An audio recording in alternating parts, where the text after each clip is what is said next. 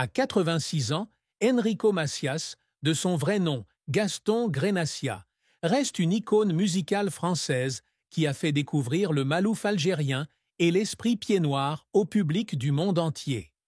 Né le 11 décembre 1938 à Constantine en Algérie, il grandit dans une famille juive séfarade où la musique était le souffle de vie. Son père, Sylvain Grenacia, était violoniste dans l'orchestre de Cheikh Raymond Leiris, et sa mère, Suzanne Zaouche, lui a inculqué l'amour de la culture et de la tradition. Avec sa voix chaleureuse, son style de jeu émotionnel et son jeu de guitare habile, il a conquis le cœur de millions de personnes grâce à des tubes tels que Adieu mon pays, Enfant de tout pays et Les filles de mon pays. Père de 2 enfants, Josia Macias et Jean-Claude Grenacia, et époux de Suzy Leiris de 1962 jusqu'à sa mort en 2008, il s'est construit une vie haute en couleurs.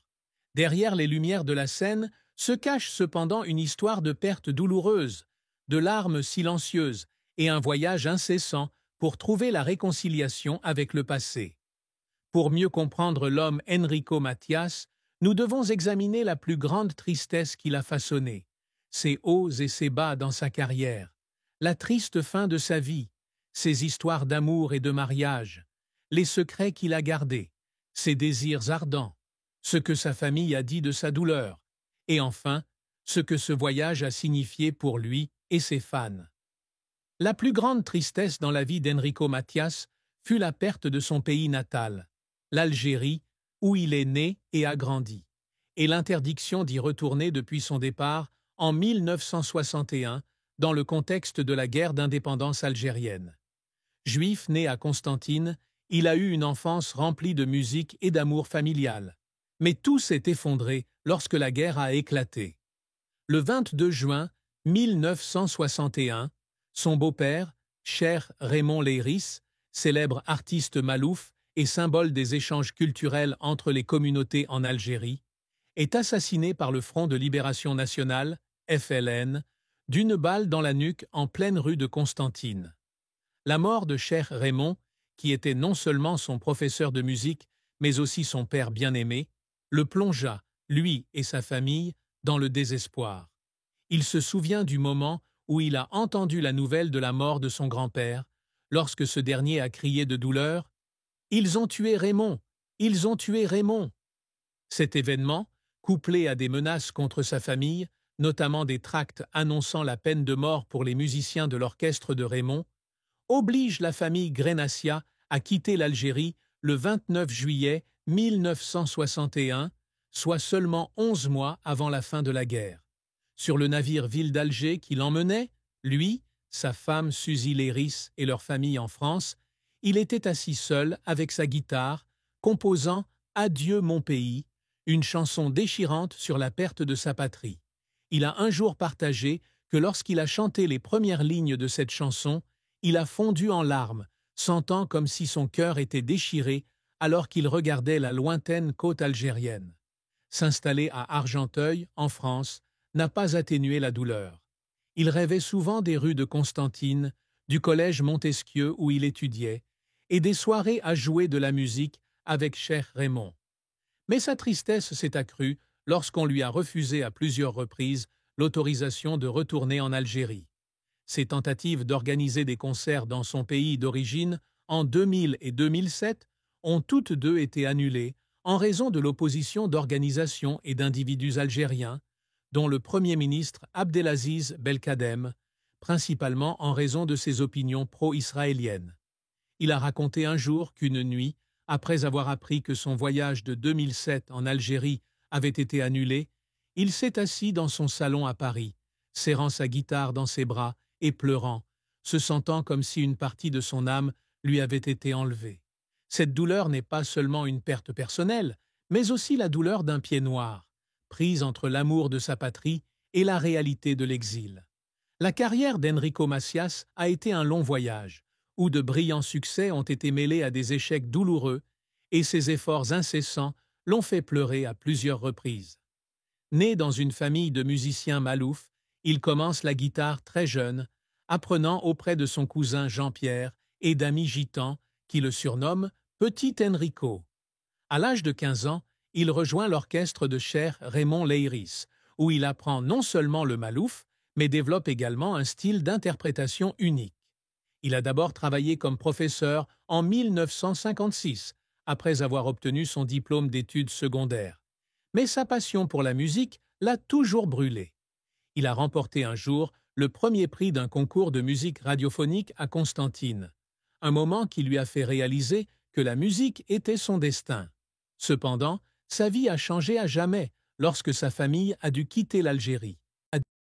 Arrivé en France, il commence à se produire dans les cafés et clubs parisiens, apportant avec lui le son malouf et des chansons autocomposées.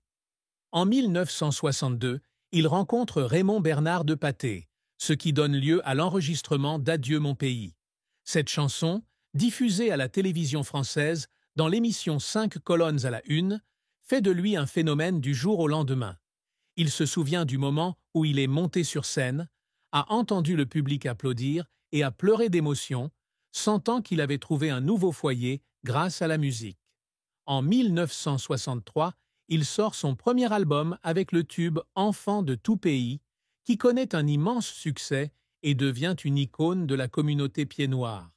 La même année, il ouvre pour les Compagnons de la chanson à l'Olympia de Paris et se lance dans une tournée au Moyen-Orient, où il reçoit une grande popularité en Israël, en Grèce et en Turquie, notamment en Turquie, où nombre de ses chansons sont traduites en turc.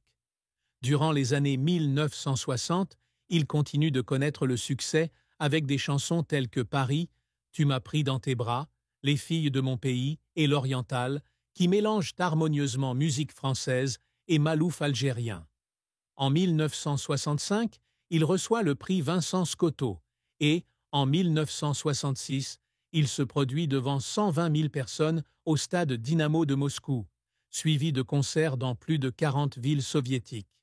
Il a dit un jour que lorsqu'il était sur scène à Moscou et qu'il avait vu la foule chanter, il avait dû retenir ses larmes, ressentant le pouvoir de la musique pour connecter les gens. Sa carrière s'est étendue aux États-Unis avec une représentation au Carnegie Hall en 1968, et il a continué à se produire au Canada, au Japon et en Égypte, où il a chanté devant les pyramides à l'invitation du président Anouar el-Sadaté en 1979. Il a été nommé chanteur de la paix par les Nations Unies en 1980 et est ambassadeur itinérant pour la paix et la protection de l'enfance depuis 1997. Cependant, sa carrière a également connu de nombreux échecs. L'un des plus grands chocs a eu lieu en 2008, lorsqu'il a perdu 20 millions d'euros dans la crise financière islandaise en raison de son investissement dans Landsbanki.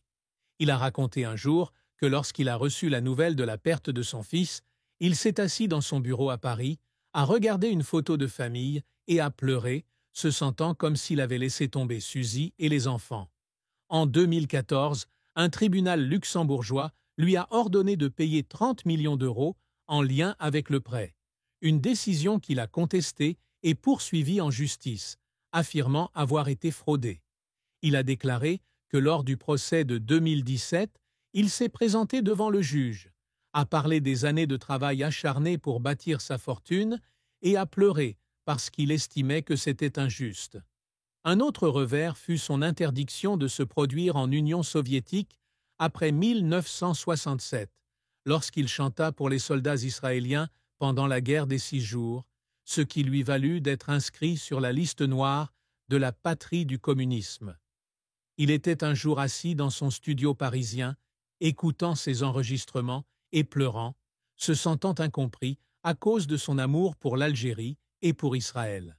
Ses efforts pour maintenir sa carrière ont également été remplis de larmes. Il y a eu des moments, alors qu'il travaillait sans relâche, à la préparation d'albums comme Orange amer en 2003 ou Voyage d'une mélodie en 2006, où il était tellement épuisé qu'il fondait en larmes en studio, se demandant s'il avait encore la force de continuer. Mais c'est l'amour du public qui l'a aidé à surmonter cette épreuve.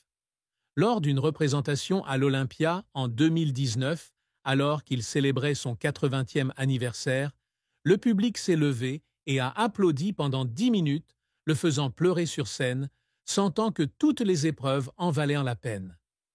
La triste fin de la vie d'Enrico Macias fut la mort de sa femme, Suzy Leiris, le 23 décembre 2008, après des années de lutte contre une maladie cardiaque. Suzy, fille de cher Raymond Leiris, est l'amour de sa vie. Ils se sont rencontrés alors qu'ils étaient jeunes hommes à Constantine, et il est tombé amoureux d'elle au premier regard.